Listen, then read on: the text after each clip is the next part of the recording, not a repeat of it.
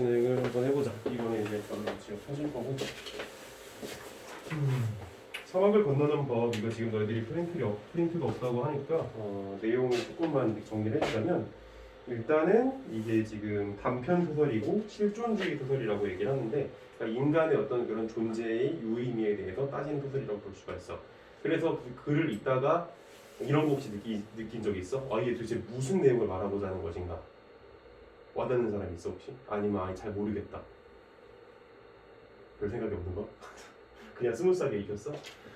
나 같은 경우에는 이 글을 읽으면서 지금 필자가 도대체 이 글을 통해서 무엇을 하고 싶은 것인가에 대한 의문이 잘 해소되지 않는 느낌이 들긴 했었어. 그게 이제 실존주의 소설의 특징이라고 보면 돼. 그러니까 다른 어떤 권선징악을 나타내든지 아니면은 뭐 입신양명이라든지 아니면 영웅소설처럼 전기적인 구조를 가지고 있다든지 아니면 현대소설에서 흔히 얘기하는 뭐 인간성의 상실이라든지, 그치? 뭐 이렇게 오발탄처럼 이제 6.25 전쟁이 일어난 이후에, 그치?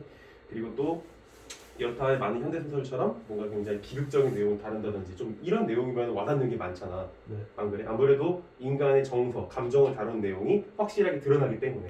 근데 이 소설 같은 경우에는 감정적인 내용이 물론 없진 않지만 그보다는 도대체 우리의 삶이란 게 무엇인가, 또 전쟁 이후에 사람이 어떠한 가치관의 지향과 어떠한 목표를 가지고 살아가는지에 대해서 얘기를 해주고 있는 그런 소설이라서 와닿지 않는 부분이 많을 수도 있었다는 얘기야. 알겠지 무슨 얘기인지? 네. 굉장히 추상적이다 이 얘기야, 쉽게 말해서. 그래서 이 소설의 시점 같은 경우에는 지금 1인칭 주인공 시점이지. 그러니까 주인공이 등장해서 자기 얘기를 하고 있는 것을 볼 수가 있고, 그래서 오늘 선생님이 이제 정리해준 여러 가지 소설의 구성 요소들 중에서 이 소설 구성 요소 있지. 오늘 내가 나눠준 프린트들 한번 더 봐볼까? 다 볼 건 아니고 중심되는 내용, 그러니까 내가 너희들한테 포인트로 짚어주고 싶은 내용들만 좀 짚어 넘어가고자 하는 건데, 일단 소설의 구성 요소 첫 번째는 뭐가 있다? 인물이 있다라는 거지. 인물. 네. 당연히 소설은 누구의 얘기를 꺼내는 거야? 인간의 얘기를 꺼내는 거지. 인간의 얘기. 그렇기 때문에 인물이 등장하지 않는 건 소설이 아니지. 그치? 네. 인물은 뭐냐면 소설에 등장하는 사람으로 사건과 행동의 주체가 되며 단순한 외면뿐 아니라 성격이라는 내면적 속성도 포함한다라는 것이야. 그냥 간단하게 읽어주면 좋을 것 같고, 그래서 인물의 유형은 첫 번째, 역할에 따라서 뭘로 나눌 수가 있다? 주동인물과 반동인물로 나눌 수 있다는 거야. 그런 주동인물은 뭐다? 소설의 주인공으로 사건과 행동의 주체가 되는 인물이다 라는 것이지. 또 반동인물은 뭐야? 소설 속에서 주인공의 의지와 행동에 맞서 갈등하는 인물이다라는 거야. 그러니까 2019학년도 수능 그 소설 있었던 거 지금 기억할지 모르겠는데, 너는 그때 아마 수업 안 들었는데 정민아 들었으니까 기억이 날지도 모르겠는데, 예를 들어서 그 당시 어떤 마을에 이사를 가야만 하는 가족이 있었잖아. 근데 그 가족이 왜 이사를 가야만 했냐면 거기에 새들어 사는 원래 이제 임대 주인이지, 그 사람하고의 어떤 그런 갈등 관계나 이런 게 있을 수도 있을 거고, 아니면 제일 유명한 소설은 뭐가 있어? 이제 난쟁이가 쏘아 올린 작은 공이라고 하는 그런 소설이 있지. 다들 알 거 아니야. 네. 거기에서 가족들이 이제 그 재개발 때문에 자신들이 정착하고 있는 마을을 떠나야만 하는데, 그 떠나게 만들도록 이끄는 사람이 누구야? 반동인물인 재개발 업자들이지. 네. 그치? 이러한 구도라고 볼 수 있을 거 아니야. 알겠지? 네. 사실 어렵지 않게 고등학교 1학년, 2학년 교육과정을 이수한 사람들이만 알아들을 수 있는 얘기지. 네. 근데 이제 내가 보다 포인트를 주고 싶은 건 중요도에 따른 내용이야. 이제 주요 인물과 주변 인물이 있지. 그러니까 여기에서 지금 보면 한병장이 나오고 내가 나온단 말이야. 그래서 우리가 지금 헷갈리는 건 한병장이 주요 인물인가 내가 주요 인물인가가 조금 헷갈릴 수 있는 부분이 없진 않아. 안 그랬어? 나만 그런 거야? 그러니까 아니면 별 느낌 없이 읽었어? 뭐든 간에 한병장은 지금 여기서 어떤 인물인지를 생각해봐야 되는데, 그걸 알기 전에 주요 인물 뭐라고 나와 있냐? 주인공이나 그의 버금가는 비중을 지닌 인물, 복합적이고 입체적으로 그려진다라는 얘기야. 복합적이라는 건 뭐야?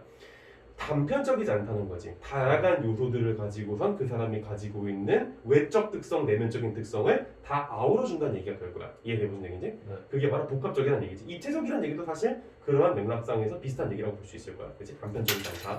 근데 이제 주변 인물은 어떻다? 주인공을 돕거나 주인공을 돋보이게 하는 인물이래. 그래서 주로 평면적으로 그려진다라는 것이지. 그래서 뭐 가족들이 이사를 갈 때 옆에서 막 거들고, 야 요즘 우리 마을에 어떤 소문이 있어 어쩌고 막 이렇게 소문을 전달하는 사람도 막 있고, 또 여기 같은 경우에는 지금 자기가 얘기를 전해주고 있는 애인이 나오죠. 여기서 그런 사람들이 주변 인물이라고 좀 볼 수가 있겠지. 알겠어? 근데 그런 사람들이 주변 인물인지 아닌지는 어떻게 판단을 한다는 거야? 복합적이고 입체적이지가 않겠지. 아무래도 좀 단편적이고 또 그 사람들이 존재함으로써 중심 인물을 어떻게 한다? 좀 돋보이게 만들어준다라는 게 중요한 포인트라는 거야. 알겠어? 그 정도로 이해하면 되지 않을까 싶어. 그 다음에 다 여기 지금 나오고 있는 뭐 전형, 개성, 평면, 입체, 인물 이런 거와 관련된 내용을 참고로 해서 보면 좋겠고 이 고3 때 수능 국어를 공부할 때 특히 문학 같은 경우에는 개념 정리가 선행이 돼야 돼. 이 기본 강의 시간에. 알겠어? 그러니까 고등학교 1학년, 2학년 때 너희들이 문학에 대한 많은 개념을 배웠을 거야. 근데 이게 다 뭐야? 내신이기 때문에 한 번 암기하면 다 까먹는 것들이었단 말이야. 그러니까 지금 다 기억이 나지 않을 거고 그렇기 때문에 어떻게 되는 거야? 한 번씩 선생님이 준 프린트 이런 부분에서 내가 중요한 것만 체크한 건 너희들이 조금 더 주목해서 보고 나머지 건 한 번씩이라도 눈여겨봐라는 거지. 알겠지? 네. 기본 학습이란 게 원래 그래. 좀 이렇게 포괄적으로 아울러서 할 수 있는 그런 마음가짐이 중요하다.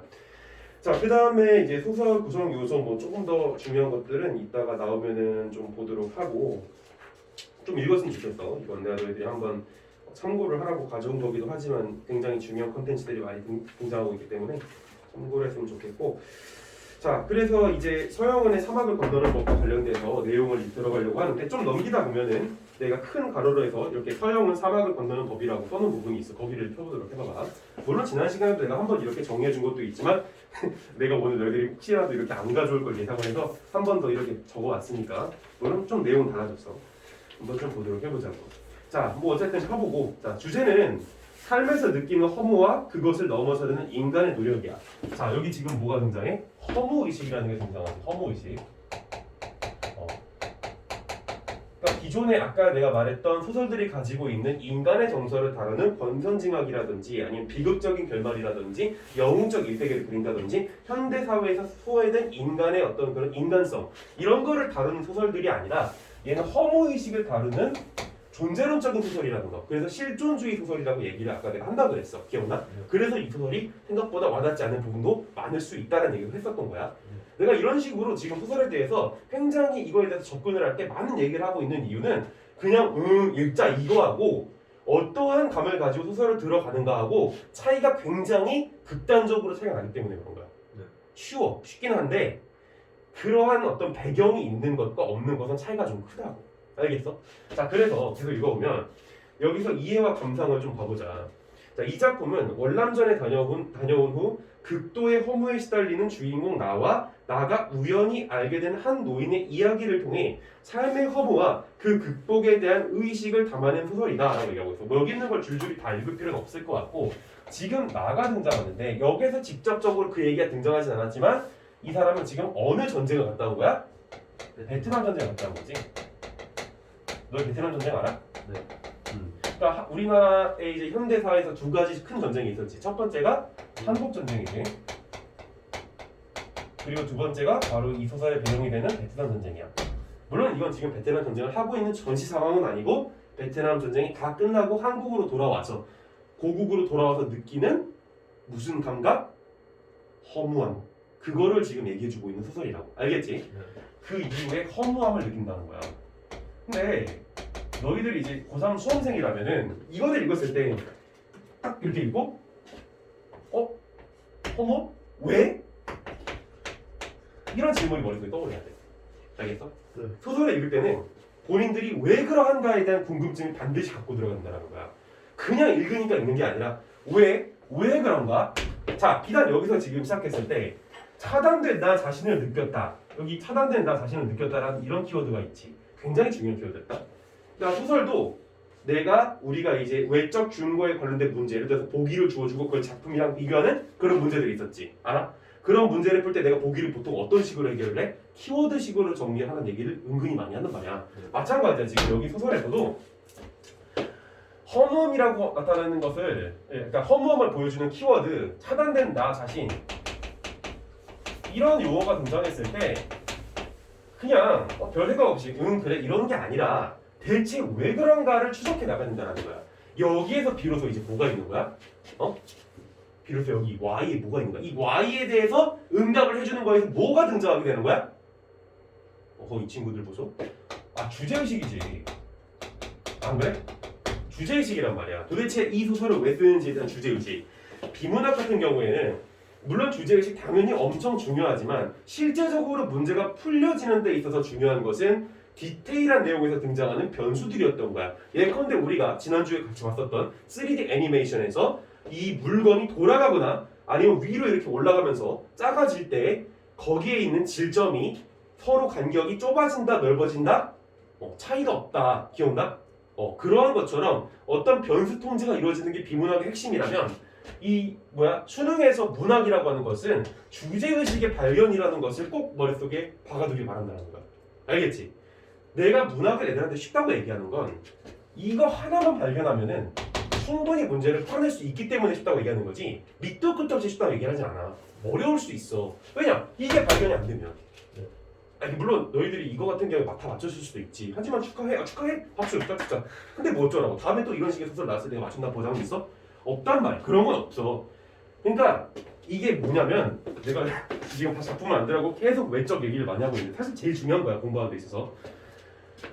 메타라는 말 들어봤어. 메타? 그러니까 어떤 변수든지 다 포괄할 수 있는 그런 이 접근 방법은 메타식의 방법이라 그래. 응? 변수가 없으니까 대부분의 것들이 포괄할 수 있어. 수능의 공부 방법은 메타식의 접근 방법이 필요하다는 거야.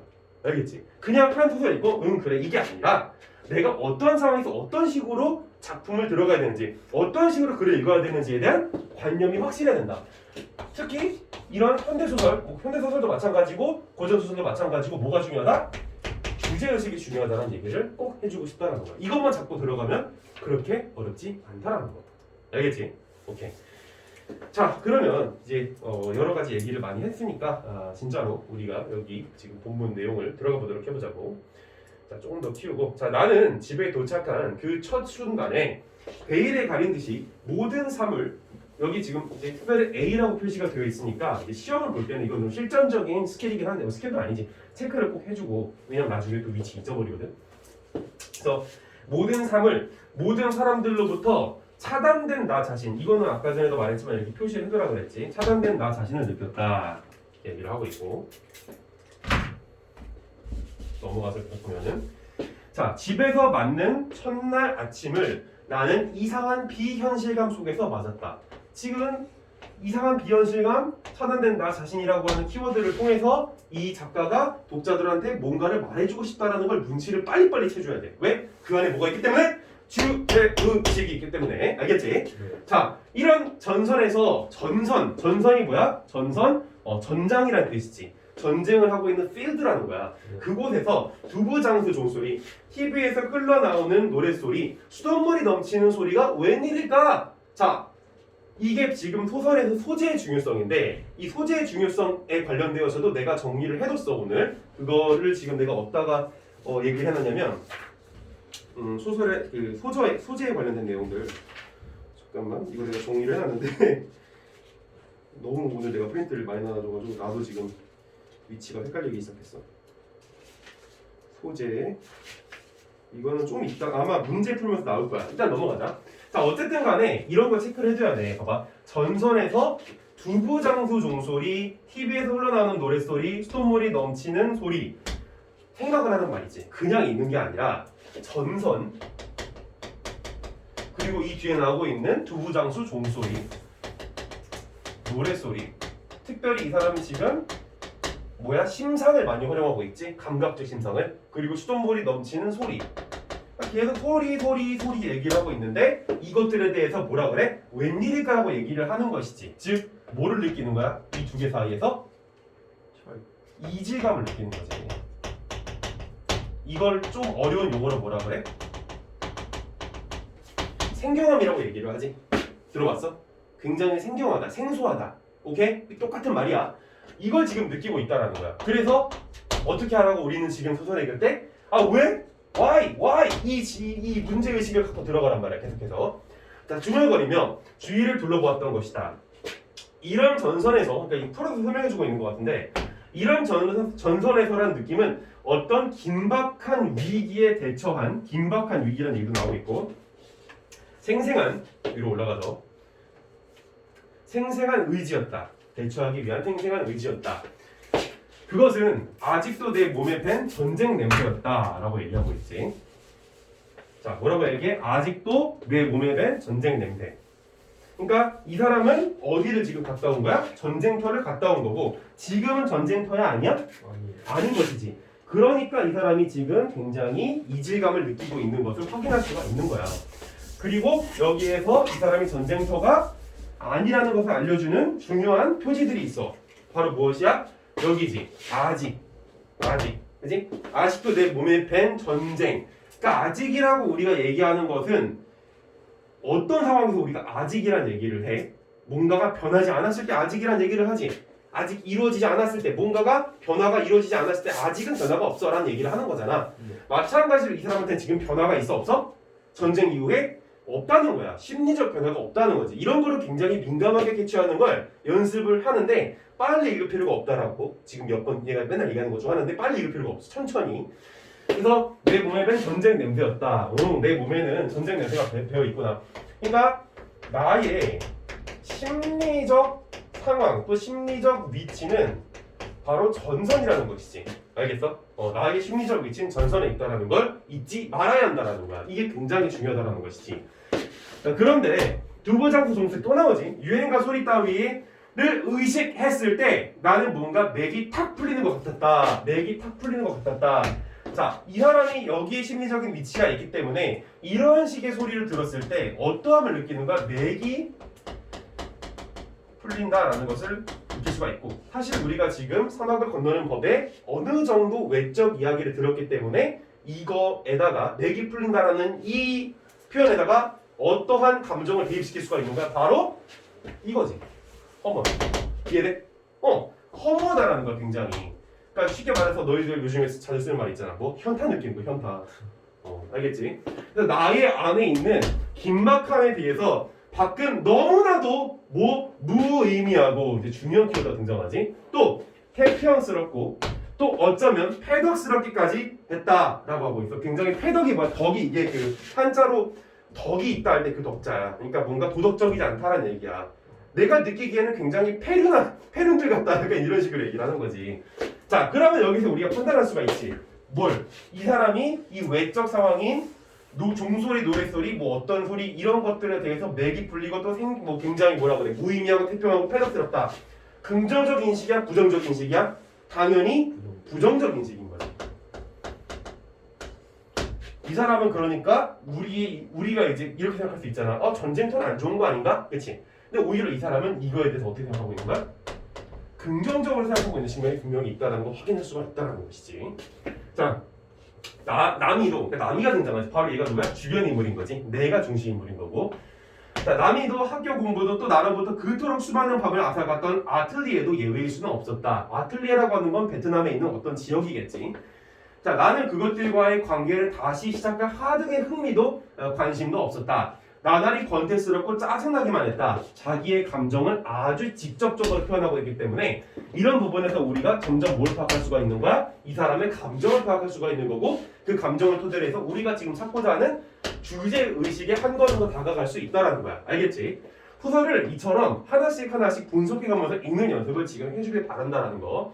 자, 이따가 나는 내 안에 긴장에 대해서 난 지금 긴장을 하고 있어. 그리고 적어도 숨김없는 그 진실에 대해서 누군가에게 말하려 애써보았다. 자, 누군가에게 말하려 애써보았다. 여기서 뭘 알 수가 있는 거야? 주인공이 단순히 허망을 느끼는 것으로서 맥이 풀리는 것으로서 현실에 대해서 부정적인 인식을 갖는 것으로서 체념이나 포기라는 것이 아니라 나름대로 뭐를 해봤다라는 걸 알 수가 있어? 바로 노력을 해봤다라는 걸 알 수가 있겠지. 오케이? 그러니까 주인공의 성격을 여기서 우리가 도출시킬 수가 있는 거잖아. 이 사람은 그냥 단순히 현실에 안주하고 포기하는 성격을 가지고 있는 사람이 아니라 미약할 수 있겠지만 나름대로 자기의 노력을 하는 사람이라는 거. 알겠지? 자, 근데 중요한 건 이거지. 그러나 이해하려는 사람은 아무도 없었다. 이 부분이 굉장히 중요한 포인트가 될 거야. 왜? 이 사람이 나름대로 노력을 하지만 자기를 이해하려고 하는 사람이 아무도 없었다라는 것에 대해서 어떠한 결과물을 가지게 되는 것일까? 나름대로 체념하게 되지 않을까? 그건 모르지. 예측을 해봐야 되겠지. 다만 여기서 중요한 포인트는 자신의 감정에 대해서 자신이 긍정적으로 생각하는 부분에 대해서 아무도 이해해줄 사람이 없다라는 것에서 이제 어떠한 이 사람이 감정을 느끼게 될 것 같아? 삶에 방황을 갖게 되지 않을까라는 그런 생각을 가져볼 수는 있을 거야. 물론 확실하진 않지만 예측이지. 자, 그렇다. 이제 생각이 난다.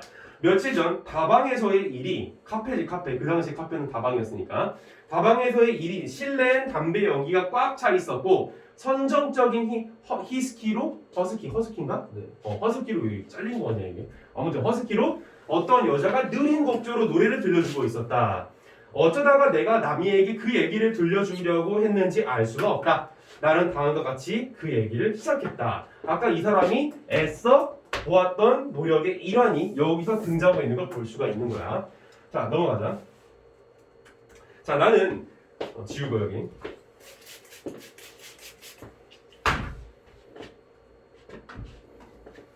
자, 어려운 건 없지 지금. 선생님이 다 풀어서 설명을 해주고 있기 때문에 딱히 크게 어려운 건 없을 거야. 혼자서 이런 식으로 접근을 해보는 노력이 많이 필요하다는 거. 자, 지우고. 자, 나는 D 고지에서 전투 중인 땡땡 연대 근처까지 물을 실어다 주라는 명령을 받았어 라고 얘기하고 있어. 자기가 지금 해야 되는 임무가 뭐야? 물을 실어다 주는 것이지. 그 어디에다가? 전투 중인 땡땡 연대 근처에. 자, 음료수가 떨어져서 전 연대원이 전투는 고사하고 타는 듯한 갈증과 싸우고 있다는 소식이었어. 그러니까 음료수가 떨어진 게 바로 이 사람이 물을 실어줘야 되는 원인이 되는 거지. 알겠어? 여기서 음료수라고 얘기하는 것은 우리가 생각하는 막 저런 콜라 같은 음료수를 얘기하는 게 아니라 물을, 알겠지? 그런 식수를 얘기를 하는 거야. 좋아. 상황이 지금 이래. 자, 그래서 T에서 거기까지는 80km 거리였지. 나와 한병장은 밤중에 급수차를 몰아 T를 떠났어. 지금 상황이, 시간적 상황이 언제야? 밤이지, 밤. 자, 한치 앞, 물론 이건 회상이지. 한치 앞도 가릴 수 없는 어둠과 정적. 목쉰 듯한 엔진 소리는 어둠과 정적의 벽에 부딪혀 바로 우리의 귓가에서 부서지고. 자, 지금 이 사람이 귓가에서 부서지고 막 이런 표현 쓰고 있는 걸 주목할 필요가 있어. 자, 부채살 모양으로 어둠이 지워진 헤드라이트의 반경 속에선 사물이 극도로 정밀해서 마치 입체 영화에서처럼 눈 속으로 뛰어들었지 라고 얘기하고 있어. 또 아까는 부서지고 귓가에서 또 눈 속으로 뛰어들고 있고, 그 정밀함이란 길바닥에 뒹구는 돌에 묻은 티, 풀포기에 매달려 잠자는 벌레 따위의 미세한 것들까지도 죄다 눈에 잡히는 듯했어. 또 눈 얘기. 나는 온갖 사물들이 바로 내 심장에 맞닿아 있는 그런 느낌을 이전에는 한 번도 가져보지 못했어 라고 하는 부분을 굉장히 중요하게 잡아볼 수가 있어. 왜? 이 사람이 뭐를 긍정하고 있었어? 전장을 긍정적으로 여기고 있었잖아.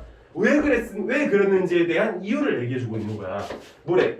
이 사람이 그런 느낌을 이전에 한 번도 가져보지 못했어 라고 얘기하는 거가 바로 근거가 될 수 있는 거야. 이 사람은 지금 전장에서 느끼고 있는 이런 감각이 살아나는 것들에 대해서 긍정적인 느낌일까 부정적인 느낌일까?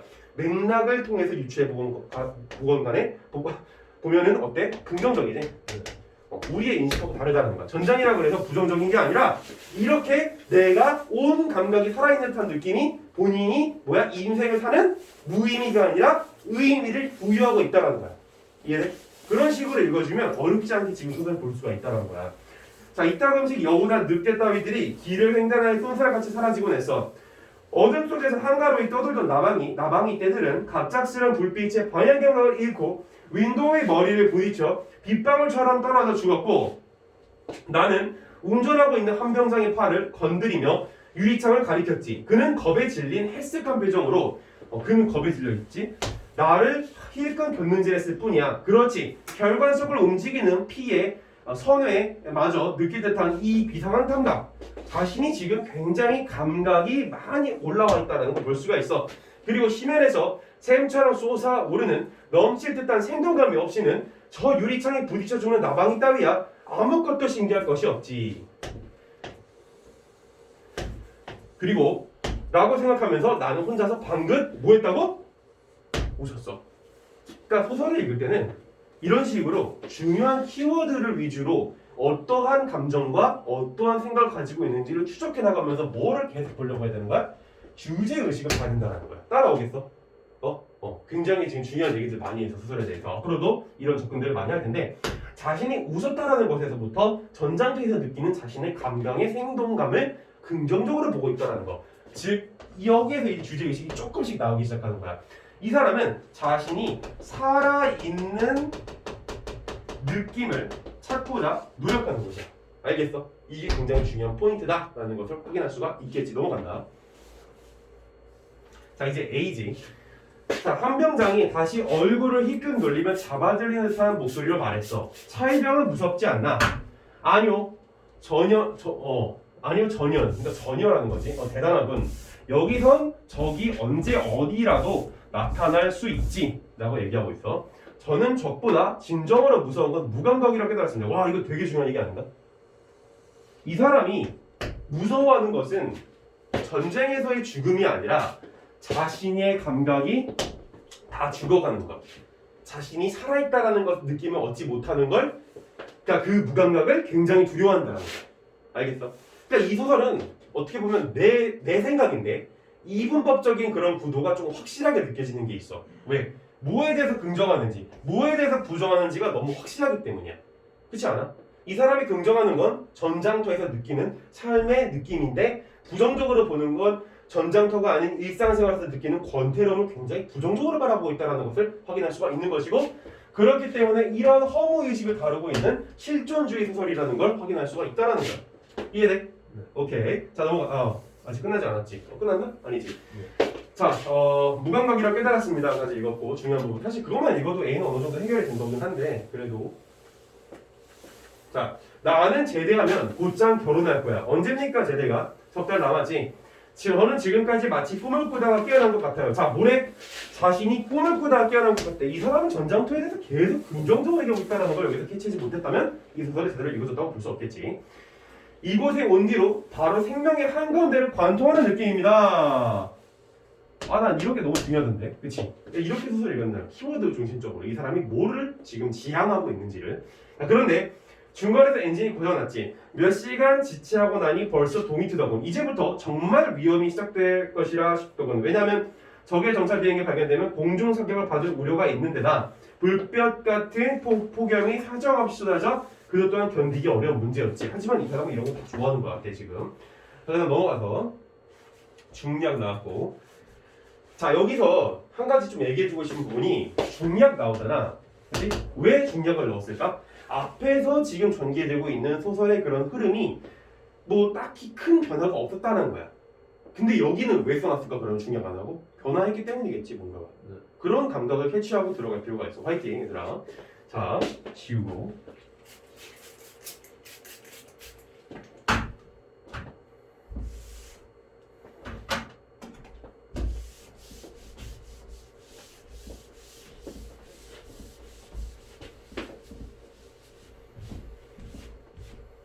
국어가 어려운 이유는 뭘까? 이러한 디테일들 하나하나를 꼼꼼하게 빠른 시간 내에 읽어줘야 되는 고도의 사고 훈련이 이루어져야 되기 때문이지. 자, 중력 넘어가서. 자, 아까부터 나는 창 앞에서 누가 나타났어? 노인이 나타났지. 이 사람이 중심 인물일지 주변 인물일지는 좀 생각을 해봐야 되겠지. 노인이 나타나기를 기다리고 있었대. 내가 뭐라고 이 노인을 어떻게 하고 있었다고? 기다리고 있었다고. 뭔가 이 노인에게 바라는 게 있는 것 같아. 오늘도 그가 그토록 진지한 얼굴로 잃어버린 물건을 계속 찾을 것인지 대체로 그렇지 못할 것이라고 나는 믿고 있었다. 그러니까 이 노인에 대해서 나는 뭐라고 생각하고 있는 거야? 잃어버린 물건을 더 이상 찾지 않을 것이라고 믿고 있는 거야. 자, 그러나 이 사람이 지금 그 잃어버린 물건은 뭘까? 이따가 이걸 다 읽고 나서 얘기해 주겠지만 훈장이야, 훈장. 전쟁터에서 받은 훈장. 자, 그러나 만에 하나라도 노인이 어제와 같은 모습으로 내 앞에 나타난다면, 어제와 같은 모습이래.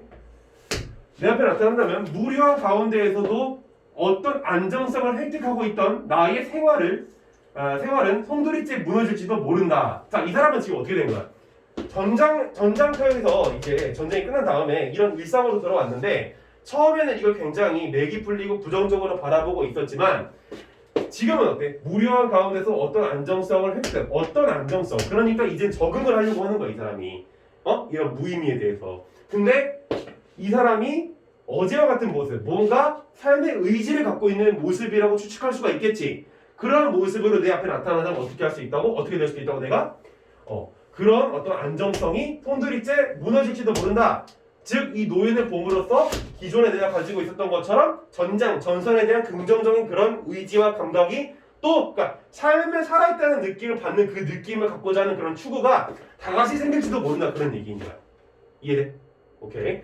자, 그가 창밖에서 뭔가 열심히 찾고 있는 한 나는 계속 도전을 받는 셈이기에 자신이 도전을 받는다는 얘기를 하지. 사실 셈이기에 때문에 사실을 좀 더 명확하게 파악할 필요가 있다. 노인이 찾고 있는 물건. 자, 아까 앞에 A라고 이제 그 표시되어 있었던 물건이 있었지. 근데 그 물건은 지금 뭐였어? 내가 차단된 느낌, 여기 있지. 차단된 느낌을 갖게 하는 그러한 소재였지. 그치? 자, 근데 지금 여기 나오는 B 같은 경우에는 노인이 찾고 있는 물건이지. 그 물건은 어떤 놈일까? 정체가 무엇인지 그런저런 것을 알아보느라면 노인의 그와 같은 숙연한 태도와 잃어버린 물건 사이의 상관관계도 알게 될 것이다. 노인이 물건에 대해서 어떤 태도를 갖고 있어? 숙연한 태도를 갖고 있지. 그리고 그 숙연한 태도가 나한테 뭐가 되고 있어? 도전이 되고 있는 것이지. 그리고 그 도전으로 인해서 나는 어떻게 되고 있는 거야 지금? 기존의 이러한 무료한 일상 속에서 가져가고 있던 안정성이 흔들리게 된다는 거야. 즉, 이 물건이라고 하는 것은 내가 차단된 느낌을 갖게 되는 이 물건과 다르게 나한테 도전 의식을 불어넣을 수 있는 일종의 소재로서 우리가 생각해 볼 수도 있다는 거야. 알겠지? 어렵지 않게 파악할 수가 있을 거야. 자, 이제 나는 그와 한마디 얘기라도 나눠보지 않으면 못 견딜 것 같은 심정이다. 뭔가 나의 이런 의지가, 안정감을 찾고자 했던 의지가 무너지고 있는 걸 확인할 수가 있는 부분이야. 좋아. 그러니까 변화가 지금 중요한 이후에 일어났다는 걸 다시 한 번 더 확인할 수가 있고, 자, 마지막 B를 읽고 넘어가 보도록 해보자. 자, 드디어 사진기의 짐을 싣고 공터 안으로 들어오는 노인의 모습이 눈에 잡힌다. 자전거에 짐을 싣고 공터 안으로 들어온 노인의 모습. 자, 자신이 지금 노인을 계속 관찰하고 있지. 그 곁엔 개가 종종 걸음으로 따르고 있다. 이제와 거의 같은 장소에서 노인은 자전거를 멈추고 짐을 내린다. 빛이 파라솔, 괴짝, 연탄불, 따위들이 착착 있을 곳에 놓여진다. 그런데 얼마 후에 나를 놀라게 하는 일이 벌어진다. 자신을 놀라게 하는 일이래. 뭘까? 준비를 끝낸 노인은 이내 포장 안에서 빠져나와 개를 데리고 무릉덩이 쪽으로 가는 게 아닌가. 무릉덩이로 간대. 개는 하루 사이 아주 눈에 띄게 쇠약한 모습이고 노인도 피곤하고 지친 모습이긴 하나 끈질긴 어떤 힘이 그의 전선에서 면면이 솟아나오고 있는 듯하다. 전신에서. 나는 완전히 안정을 잃고, 자, 변화가 생겼지? 이런 게 문학에서 제일 중요한 포인트라는 얘기를 했었어. 소설에서는 뭐를 포착해야 된다? 변화를 포착해야 된다. 근데 지금 어떤 변화가 일어난 거야? 내가 일상에서 누리고 있었던 안정감이 저해된 것을 확인할 수가 있다라는 거야. 알겠지? 그래서 나는 완전히 안정을 잃고 방 안을 오락가락했다. 믿어지지 않는다. 거짓말이다. 무엇이 노인에게 저토록 소중하게 여겨진단 말인가? 아니, 노인은 무슨 실없는 망상을 하고 있는 걸까? 나는 방에서 어떻게 했다? 뛰쳐나왔다. 즉, 나의 일상에서의 변화가 이루어지고 있다는 것을 확인할 수가 있는 대목이었던 거야. 알겠지? 노인 행동을 통해서. 즉, 여기서의 물건이 맡고 있는 역할은 도전이다라는 것을 또 확인해 볼 수가 있는 부분이지. 오케이. 자, 그러면 내가 조금 더 얘기해주고 싶은 부분은 이 사막을 건너는 법과 관련되어서 이 사막을 건너는 법의 주변 내용이 뭐가 있었는지를 조금 더 얘기를 해주고 싶어. 일단은 여기 지금 보면 전체 줄거리가 뭐였냐면 이 귀국한 후에 자신의 경험에 공감하지 못하는 애인 남이와도 거리감을 느끼고 이 세계가 극도로 허무한 것이라고 생각하며 살아간다. 그럼 너희들 다 이해했지 지금? 그리고 나는 무력감 속에 너희들은 지금 오늘 내가 이거 준 게 없을 거야. 나한테만 해도 안 가져왔잖아. 그래서 나는 무력감 속에 공터를 내다보던 중에 뽑기 과자를 팔고 무엇을 찾는 일에 열중한 듯 열정을 지니고 살아가는 노인을 보게 되는 거지. 노인에게 다가간 나는 노인이 베트남전에서 전사한 아들의 훈장을 잃어버린 일을 찾고 있고, 내가 말했지 노인이 우물에서 찾고 있는 건 뭐라고? 훈장이라고. 훈장이 뭔지 알지? 전쟁터에서 공을 세우면 주는 일종의 그 감사패 같은 거야. 그 훈장을 잃어버린 일을 찾고 아들이 기르던 개를 데리고 다니면 아내는 아들의 죽음에 대한 충격으로 죽고 며느리는 집을 나갔고 손녀딸과 함께 살고 있다는 말을 듣는다. 그러니까 이 노인의 상황이 좋은 상황이야? 굉장히 안 좋은 상황이야? 상당히 부정적인 상황이지. 정말 비참한 상황이 어떻게 보면. 근데 나는 노인이 훈장을 찾는 일이 자신에 대한 도전이라고 여기면 노인에게 삶의 허무감을 알려주고자 자신이 가지고 있던 훈장을 일부러 웅덩이에 빠뜨리며 찾아주는 신용을 한다. 그러니까 이 사람이 노인을 관찰하고 있었던 건 뭐 때문이었던 거야? 자기의 훈장을 우물에다 넣어서 노인을 시험해보고자 했던 거야. 알겠어? 이런 어려운 상황에서 과연 이런 허무감을 이 인간이 얼마나 극복해낼 수 있을 것인가 시험해보고자 했던 거지. 이해돼? 어떻게 보면 굉장히 악랄한 놈이기도 한 것 같아. 자, 계속 넘어가서 뭐 그렇잖아. 그 다음에 넘어가서 그러나 훈장을 발견한 후 노인이 찾던 훈장은 노인 스스로 버린 것이며 노인이 갖고 뭐라고 한 거야 이거? 꺼낸 갖고이나 이거 내가 좀 오타를 냈어. 아무튼 넘어갈게. 개에 대한 이야기도 모두 거짓말이고 그리고 사실은 홀로 쓸쓸히 살아가고 있다는 것을 알게 된다. 나는 이를 통해 노인이 자신보다도 세상의 허무와 인생이라는 사막을 건너는 법을 더 잘 알고 있다는 것을 깨닫게 된다. 자, 정리해 주자면 자신이 이 훈장을 일부러 웅덩이에다 빠뜨렸다라고 생각을 했었던 건데 이 노인은 사실 그 훈장을 찾고 있는 게 아니라 본인이 잃어버린 훈장을 스스로 찾고 있었던 거야. 나름대로 전쟁 후에 허무감을 극복하려고 하는 노력을 보이고 있는 사람으로서 내가 지금 허무의식에 빠져서 허무에 그냥 빨려 들어가는 것과 달리 노인은 계속 이러한 살아있는 느낌, 살아있는 생동감을 얻고자 노력을 하는 사람으로서 자신의 그러니까 중심 인물과 어떠한 지금 그 구도를 갖고 있는 사람이야? 반동 인물인 거지. 알겠어? 물론 직접적으로 갈등을 빚는다고 볼 수는 없겠지만 이해돼? 여기까지. 나름대로 너희들을 잘 이해하라고 여러 가지 준비해서 얘기를 해주고 있는 건데 얼마나 너희들한테 지금 전달이 되고 있는지 잘 모르겠어. 자, 질문 있으면 하시고 자 22번 그럼 A와 B의 서술상 특징에 대한 설명으로 가장 적절한 것은 무엇인지 한번 봐보자. 자 22번 여기 첫 번째 A. 자 1번 A는 회상 장면을 삽입하여 B는 시간의 흐름에 따라 사건을 서술하여 인물들이 처한 상황을 객관적으로 전달하고 있다라고 얘기하고 있어. 자 1번 바로 파악할 수가 있지. 그치? 틀린 얘기지. 왜? 지금 A에 대해서는 회상하는 장면 삽입했다는 건 어때? 이거는 괜찮지. 맞는 얘기야. 근데 여기서 인물들이 처한 상황을 시간의 흐름에 따라 객관적으로 전달했다는 얘기는 잘못된 얘기지. 그치? 객관적으로 전달하지 않고 있어. 왜? 본인이 노인의 행동에 뭐라고 있는 거야? 지극히 강한 감정이입을 하고 있다는 거야. 오케이. 자, 그래서 틀린 얘기. 2번. A는 구어체를 활용하여. 자, 이것도 내가 오늘 보충학 숙제에다가 정리를 해놓은 건데 구어체라고 하는 것은 뭐뭐요라고 하는 어떤 이 큰 단어 있잖아. 말하는 것들을 얘기를 이제 구어체라고 이렇게 얘기를 하지. 우리가 이상적으로 쓰는 말들이야. 자, 이거를 활용하여서 경험한 사실을 보여주고 있는 게 마치 A는. 자, B는 현재형 시제를 활용하여 관찰하고 있는 사건을 생생하게 나타내고 있다. 여기 지금 B를 보면 알겠지만 노인이 공터 안으로 들어오고 개가 따라오고 있고 노인이 파라솔, 괴짝, 연탄불 등을 꺼내고 있고 그 다음에 나를 막 놀래키고 있고 현재형 시제를 통해서 생생하게 나타나고 있다는데 무리가 없겠지? 틀렸다라고 할 이유가 전혀 없다. 정답은 2번인데 3번 A는 공간 이동에 따라 일어나는 사건을 통해서 B는 공간에 대한 묘사를 통해 인물들의 외적 갈등을 심화하고 있다고 얘기하고 있는데 A 같은 경우에는 공간 이동이 나타나 안 나타나? 이 사람들은 지금 차 안에서 얘기하고 있었던 상황이었기 때문에 공간 이동이라고 보는 것은 약간 무리가 있을 것 같고 B는 공간에 대한 묘사를 통해 인물들의 외적 갈등을 심화하고 있다 그러는데 이게 너무 아니었지. 여기서 인물들의 외적 갈등은 나타나지 않아. 직접적인 갈등은 없어. 그치? 자, 4번 A는 인물 간의 대화를 삽입하여 맞는 얘기야. 자, B는 인물들의 반복되는 행동을 제시하여 갈등 해소 과정을 보여주고 있다고 얘기했는데 여기까지는 어쩔 수 없겠지만 갈등 해소라고 하는 얘기 자체가 조금 안 되지. 왜? 사실 노인과 갈등을 빚고 있다라고 볼 수 있을 거야. 알겠어? 갈등 해소는 아니겠지. 자, 그 다음에 5번 A는 중심 인물의 말을 제시하여 중심 인물의 말이라고 그랬는데 이거 내가 그래서 아까 전에 얘기를 한 거야. 이 소설에서 중심 인물은 누구야? 계속해서 변화를 보여주고 있는 내가 중심 인물인 것이지 한병장이잖아. 이 말을 제시한 거야. 걔가 중심 인물은 아니잖아. 그치? 왜? 걔는 빨리 전쟁에서 벗어나고자 하고 무서움을 느끼는 사람이기 때문에 걔는 그냥 평면적인 인물일 뿐이야. 그러니까 주변 인물인 것이지. 알겠어? 얘는 그러니까 아닌 거지. 자, B는 주변 인물의 말을 제시하여 사건들의 인과관계를 드러내고 있다고 얘기하고 있는데 여기서 주변 인물 자체가 등장한다고 보기가 약간 어렵겠지. 그러니까 주변 인물의 말이라고 하는 거야. 노인은 주변 인물로 볼 수도 있겠지만 말을 제시하진 않잖아. 정답은 2번. 자, 됐어.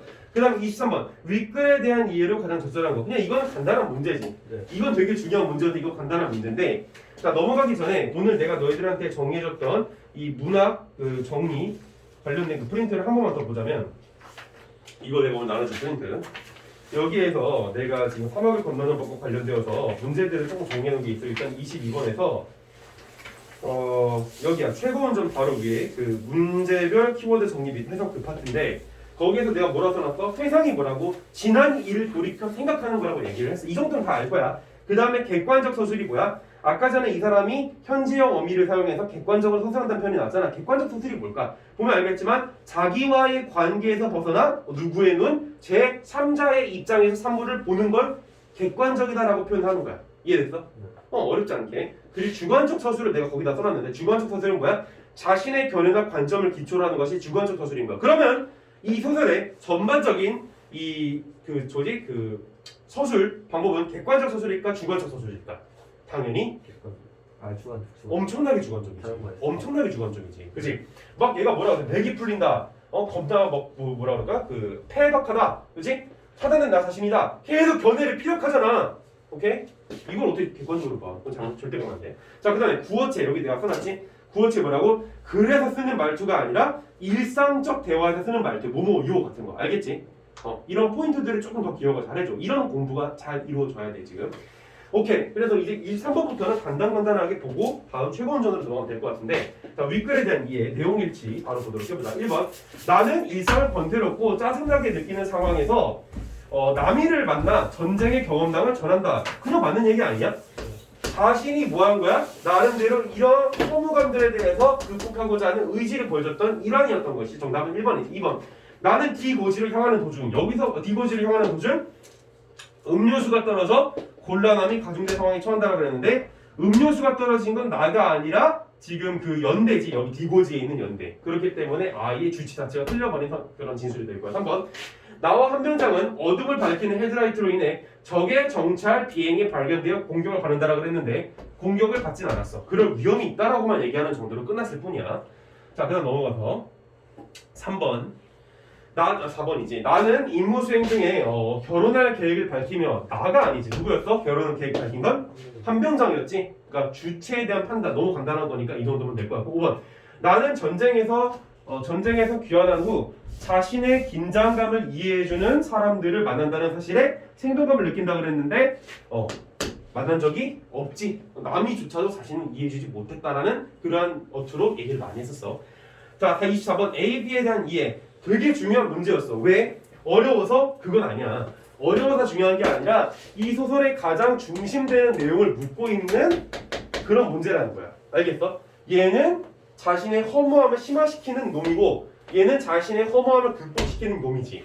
그러한 대주적인 구도를 발견하는 게 이 문제를 푸는 데 있어서 가장 중요한 키포인트였다는 거 잊지 말도록 해. 자, 들어가 보자. 1번. 나는 노인의 변화된 모습을 통해 B를 찾는 노인의 행위가 중단될 것임을 예감한다. 이렇게 지금 얘기하고 있는데 이게 틀린 거 아니냐? 그치? 뭐야? 중단될 것임을 예감한 게 아니었지. 이 사람은 계속 자신의 허무함을 극복하고자 노력하는 사람이었던 거야. 알겠지? 정답은 1번이지. 적절하다는 거. 바로 정답이 나오는 거 확인할 수가 있어. 자, 2번. 나는 B의 정체와 노인이 B를 찾는 태도 사이의 상관관계를 알고 싶어한다. 그치? 그 내용을 진면목을 더 알고 싶다는 진술을 여기서 했잖아. 기억나? 여기 지금 어디 나오고 있어? 보면은 위에서 여기 명확하게 파악할 필요가 있다. B에서 한 4-5째 줄 올라가면 나오는 내용이 있어. 알겠어? 명확하게 파악할 필요가 있다. 그래서 상관관계를 알고 싶어한다는 내용 맞는 내용이기 때문에 정답은 아니지. 3번. 나는 노인이 B를 가치 있는 대상으로 여기고 있다고 판단한다. 그런 근거를 어디서 찾을까? 맥락상 당연히 맞는 얘기인데 굳이 우리가 기본기 공부를 한다면 정확히 이 선택지에 그거 어디 있는지 보는 게 중요하단 말이지. 알겠어? B를 가치 있는 대상으로 여긴다. 어디 나와 있을까? 노인이 그러니까 무엇이 노인에게 저토록 소중하게 여겨진단 말인가? 이 부분이야. B의 끝부분에서. 알겠어? 소중하게 여기고 있는 거지. 자기가 찾고 있는 물건을. 그러니까 이것도 맞는 얘기니까 정답이 아니고. 4번. 나는 자신과 A의 관계에 대해 타인들은 이해하지 못한다라고 생각한다라고 하고 있어. 그렇지? 물건으로부터 어떻게 된다? 차단된 내 자신을 다른 사람들은 이해하지 못한다고 생각하는 거 맞는 얘기인데 이 역시도 근거를 굳이 찾아가 보자면 어디 나와 있냐 이게 여기 있지. 그 첫 번째 단락의 맨 끝부분에서 그러나 이해하는 사람은 아무도 없었다. 알겠어? 결정적으로 근거가 여기 있다라는 거야. 그러니까 내가 너희들이 이걸 못 찾을까봐 얘기하는 게 아니라 공부는 이런 식으로 해야 된다라는 거야. 알겠니? 그냥 뭉뚱그려서 뭐 그랬지 뭐 이게 아니라 구체적으로 근거가 어디 있는지 제발 찾아가란 말이야. 그 훈련을 해. 나중 가면 못한다고. 자, 5번.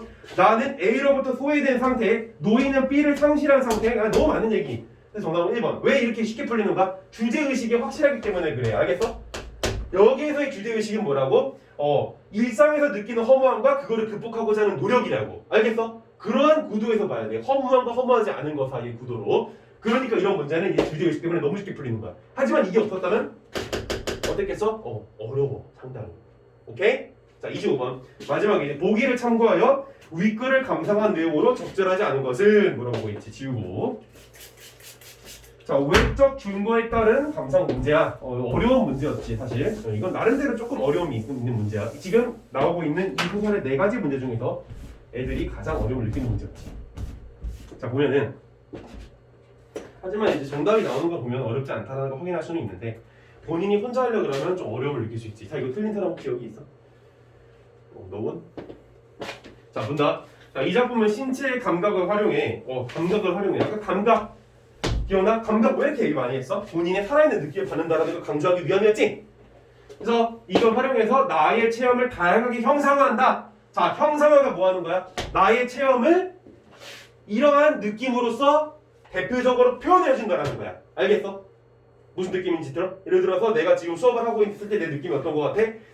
나는 나름대로 너희들을 고3으로서 국어를 가르치고 있고 영어를 가르치고 있다는 것에 굉장히 큰 자부심을 느끼고 또 너희들을 되게 좋은 대학들까지는 모르겠지만 그래도 원하는 대학들 합격시키는다는 부분에 있어서 굉장히 해피함을 느껴. 최근에 좀 그걸 많이 느껴서. 근데 어쨌든 그러한 나의 감각을 어떻게 표현할 수 있어? 저기 파랑새가 지나가는데 나의 모습과 비슷하거나 뭐 이런 식으로 말도 안 되는 얘기할 수도 있겠지. 그런 게 바로 뭐라는 거야? 형상화. 알겠어? 느낌 와? 이렇게 이제 문학인 거야. 자신의 감각적인 느낌. 들어오니? 그래서 청각을 통해 현실에 대한 타인과의 인식 차이를 나타내거나 자, 뭐라고? 타인과의 인식 차이. 예를 들어서 한병장은 어땠어? 차를 타고 있으면서 주변에서 느껴지는 뭐 나방이 뒤지고 막 이러한 갖가지 모습들에 대해서 겁을 느꼈지. 하지만 나는 어때? 괜찮아. 이런 거야. 왜? 괜찮아 정도가 아니라 어때?